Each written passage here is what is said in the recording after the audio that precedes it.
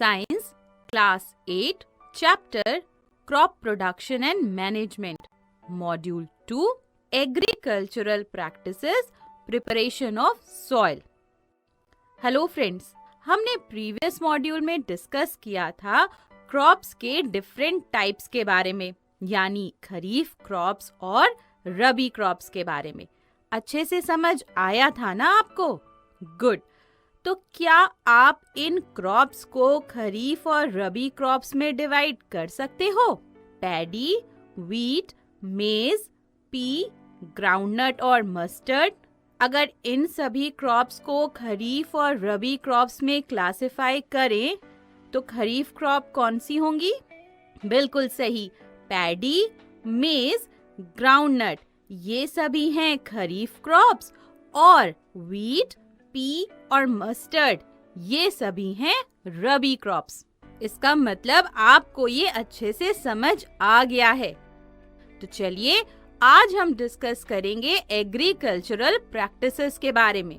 पर agricultural practices होती क्या हैं? So friends, agricultural practices are the activities in a particular sequence undertaken by farmers over a period of time to cultivate a good crop. यानी agricultural practices वो practices हैं जिन्हें एक अच्छी क्रॉप को ग्रो करने के लिए फार्मर्स एक पर्टिकुलर सीक्वेंस में यानी एक के बाद एक करते हैं. तो एग्रीकल्चरल प्रैक्टिसेस को इम्प्लीमेंट करके यूज करके हम क्रॉप्स ग्रो करते हैं. समझ आया ना आपको? अब फ्रेंड्स, आपको पता है कि ये एग्रीकल्चरल प्रैक्टिसेस कौन-कौन सी हैं? ये देखिए, ये हैं एग्रीकल्चरल प्रैक्टिसेस. फर्स्ट है प्रिपरेशन ऑफ सॉइल, यानी क्रॉप्स को ग्रो करने के लिए सॉइल को प्रिपेयर करना. सॉइल प्रिपरेशन में दो प्रैक्टिसेस इन्वॉल्व्ड होती हैं. कौन-कौन सी हैं ये? प्लाउइंग और levelling.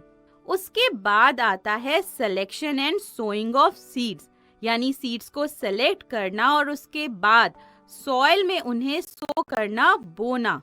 Then comes replenishment of nutrients in the soil, manuring, यानी सॉइल में न्यूट्रिएंट्स को ऐड करना, जिसे हम मैन्योरिंग भी कहते हैं.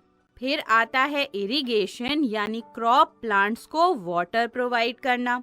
क्रॉप प्रोटेक्शन, क्रॉप्स को प्रोटेक्ट करना. हार्वेस्टिंग, यानी जब क्रॉप्स मैच्योर हो जाएं तो उन्हें काटना और कलेक्ट करना, इकट्ठा करना.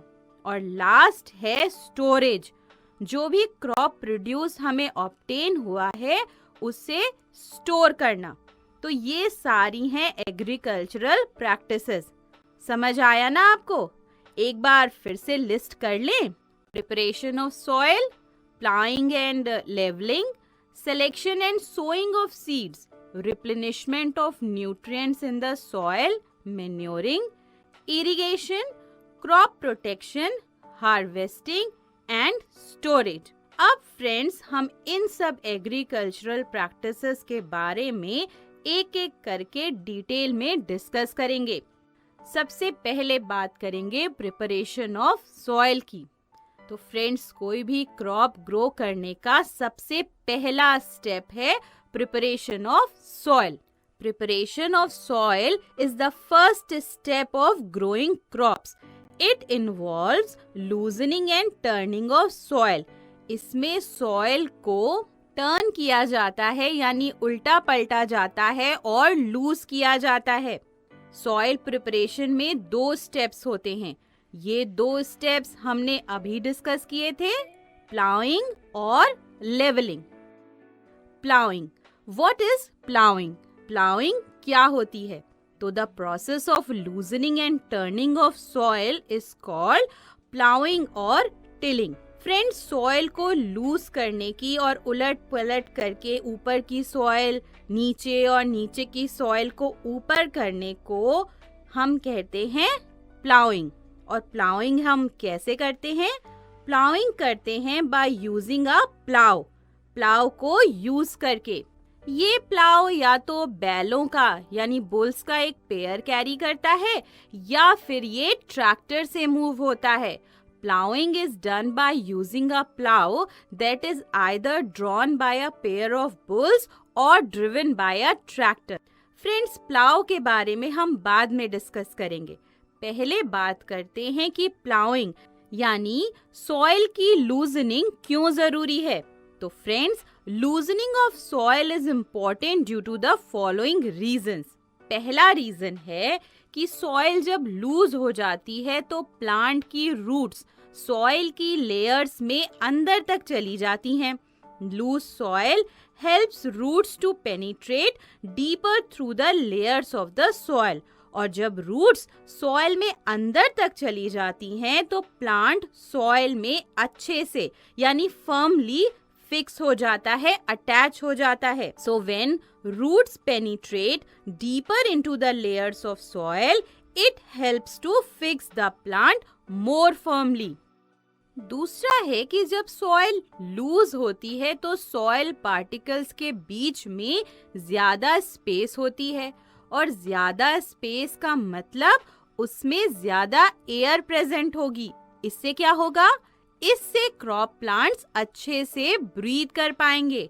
सो loose soil particles have more air spaces that help the roots of crop plants to breathe better. अब बात करते हैं तीसरे एडवांटेज की। जब सॉइल लूज होती है तो उसमें अर्थवर्म्स और माइक्रो ऑर्गेनिजम्स की ग्रोथ अच्छे से होती है।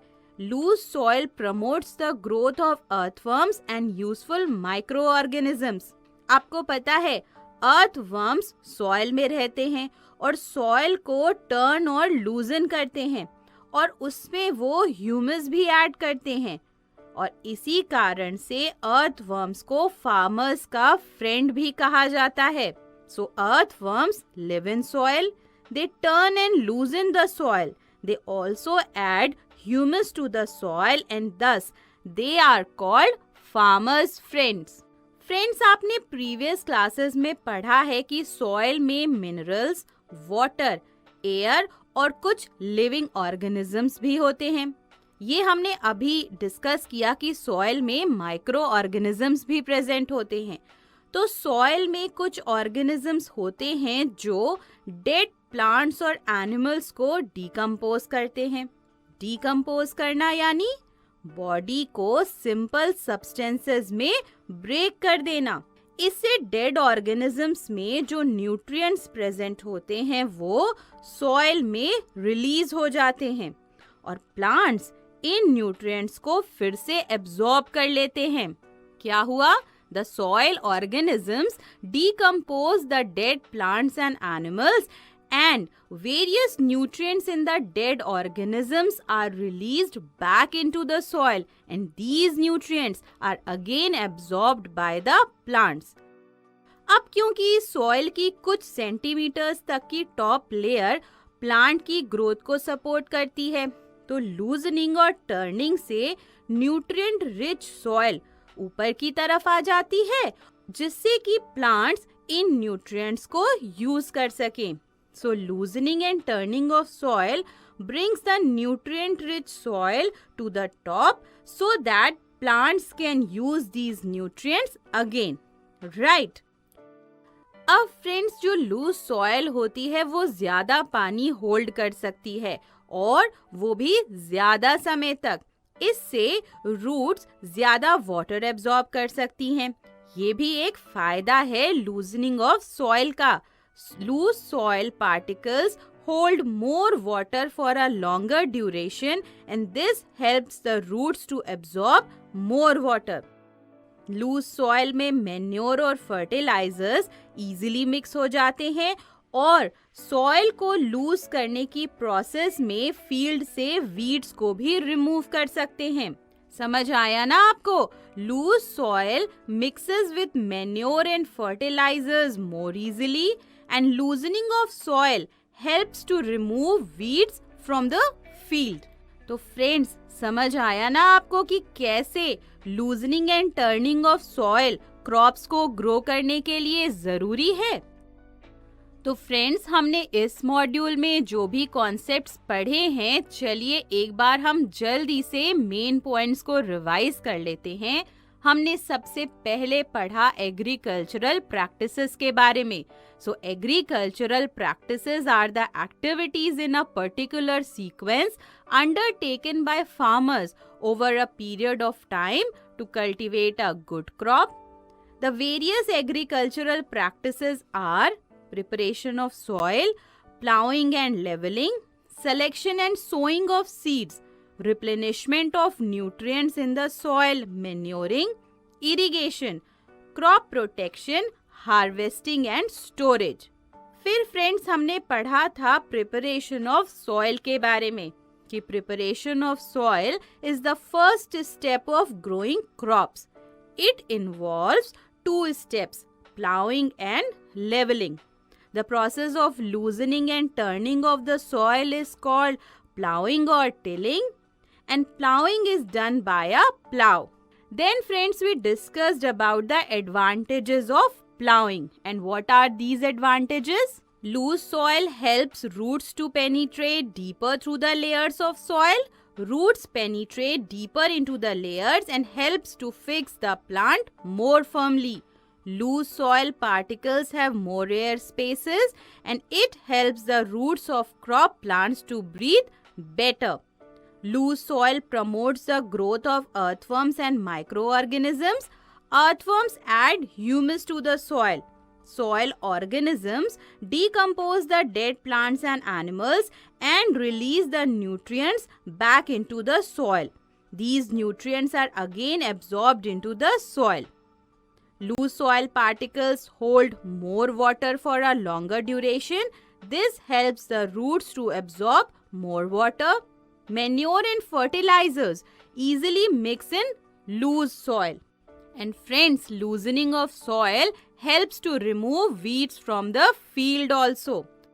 तो फ्रेंड्स, आई होप इस मॉड्यूल में हमने जो भी कॉन्सेप्ट्स पढ़े आपको अच्छे से समझ आए होंगे और आप इन कॉन्सेप्ट्स पर बेस्ड एक्सरसाइजेस करने के लिए बिल्कुल रेडी होंगे.